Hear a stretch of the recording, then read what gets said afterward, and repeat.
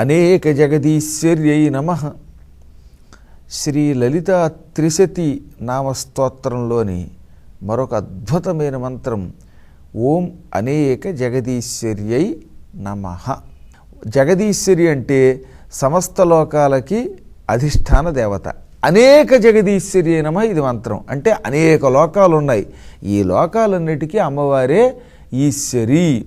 అన్ని లోకాలకి అమ్మవారి కంటే గొప్ప రాణి లేదు, అమ్మని మించిన అధికారిని మరొకతే లేదు. అందుకని అమ్మ ఈ మంత్రాన్ని ప్రతి శుక్రవారం మారేడు, తులసి లేక తమలపాకులు, ఈ మూడాకుల్లో ఏదో ఒకటి గుర్తుపెట్టుకోండి. మారేడాకులు కానీ, తులసి ఆకులు కానీ, తమలపాకులతో కానీ అమ్మవారిని పూజించండి. పూజించి ఆ శుక్రవారం నాడు మాత్రం తీయకూడదు కాబట్టి శనివారం నాడు ఉదయమే వాటిని తీసేయండి. తీసి ఆకుల కొసరు కొద్దిగా తీసుకుని నోట్లో వేసుకుని నవిలేయండి. ఇలా 9 శుక్రవారాలు చేస్తే కోరింత దగ్గు అని ఒక దగ్గు ఉంది, భయంకరమైన దగ్గు. అది మామూలు దగ్గు కాదు. ఈ దగ్గు వల్ల తీసుకుని నానాయాతన పడుతూ ఉంటారు. ఎన్ని మందులు వాడినో పట్టాన్ని తగ్గనటువంటి దగ్గుల్లో ఇదొకటి అన్నమాట. ఓ తేముల్చుకొని బాధపడిపోతుంటారు, రక్తం కూడా పడిపోతూ ఉంటుంది.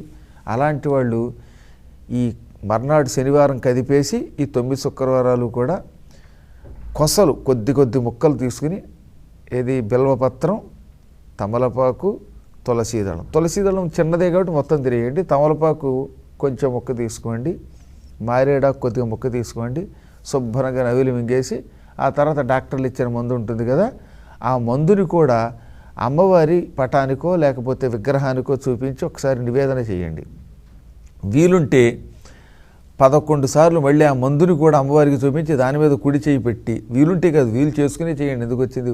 ఓం అనేక జగదీశ్వర్యే నమః అనే మంత్ర జపం చేసుకున్నాక ఈ ట్యాబ్లెట్టో లేక టానిక్కో ఏది ఉంటే అది వేసేసుకోండి.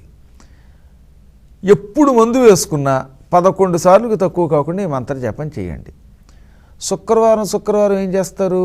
రోజు మందు ఎలాగో వేసుకోవాలి. శుక్రవారం ఏం చేయాలి? మళ్ళీ గుర్తుపెట్టుకోవాల్సింది తమలపాకులు కానీ, తులసీ దళాలు కానీ, మారేడాకులు కానీ వీటితో అమ్మని పూజిస్తూ 108 సార్లు, ఓపిక ఉంటే 1000 సార్లు చేస్తే ఆ తర్వాత శనివారం నాడు కదిపి ఆకుల కొసలు లోపలికి వేసుకుని నవిలి మింగేసి మంచినీళ్ళు తాగితే ఈ భయంకరమైన తెమిల్చి మన గుండెల్ని పట్టి పీడించి నాశనం చేస్తున్న కోరింత దగ్గు అనే దగ్గు తొలగిపోతుంది.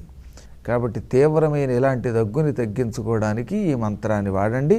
మరొక్కసారి మంత్రాన్ని ఉచ్చరించుకుందాం. ఓం అనేక జగదీశ్వర్యై నమః.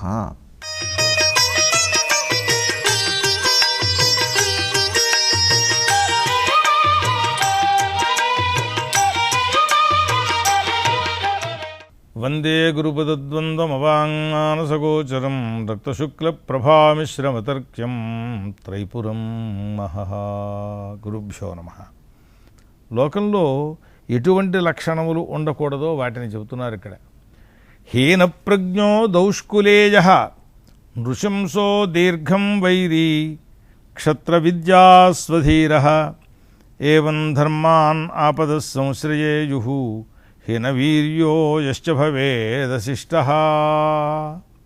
ఇట్లాంటి వాడైనట్లయితే వాడు పరిపాలకుడుగాను పనికిరాడు, లోక వ్యవహారకుడుగా కూడా పనికిరాడు, సంసారంలో యజమానిగా కూడా పనికిరాడు. ఒక రకంగా చెప్పాలి అనంటే ఏమిటి అని, హీన ప్రజ్ఞ.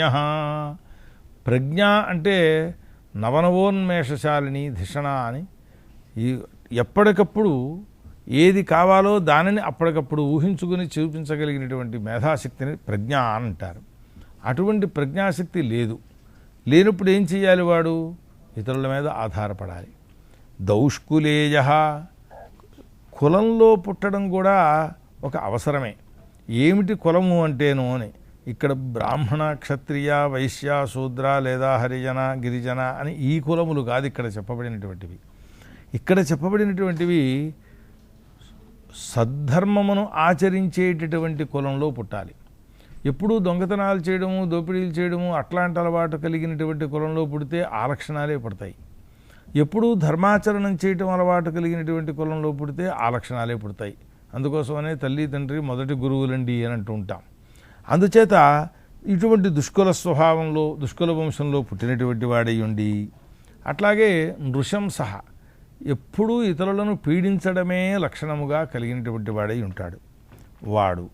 అట్లాగే ఎవరితోటైనా శత్రుత్వం వస్తుంది, దెబ్బలాట కలహం వస్తుంది, శత్రుభావన కలుగుతుంది. నిరంతరము ఎన్ని సంవత్సరాలైనా దీన్నే స్మరిస్తూ ఉంటాడు. దీర్ఘం వైరి, వాడు సామాన్యమైనటువంటి వైరం కాదు అది. ఇప్పుడు వీడి దగ్గర ఓ అనాకాసు 10 పైసలు దొంగిలించాడు. ఆ దొంగిలిస్తే ఆ దొంగిలించినటువంటి దాన్నే దృష్టిలో పెట్టుకుని జీవితాంతం 5వ ఏట నుంచి ప్రారంభించి 100వ ఏడు వచ్చినా కానీ అదే స్మరిస్తూ ఉండేటటువంటి లక్షణాలు. దీర్ఘం వైరి క్షత్ర విద్యాస్వధీర, క్షత్రియ విద్యల్లో అంటే ఇతరులను కాపాడవలసినటువంటి సమయములలో కావలసిన విద్యలు, యుద్ధ విద్యలను అందాం, అటువంటి విషయములలో ఏ కొంచెము జ్ఞానం లేనిటువంటి వాడు, ఇట్లాంటి వాడైనటువంటి వాడు ఆపదలను పొందుతాడయ్యా ఎప్పుడూ కూడాను. ఏవం ధర్మానాపద సంశ్రయేయు.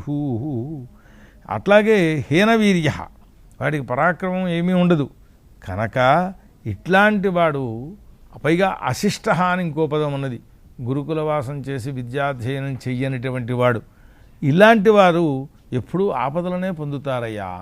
కనుక ఏం చెయ్యాలి అనని, దుష్కులంలో సంజాతుడైతే మనం చేసేది తప్పు అని తెలుసుకుని తద్వారా ఆ లక్షణములను విడిచిపెట్టగలిగినటువంటి వాడై ఉండాలి.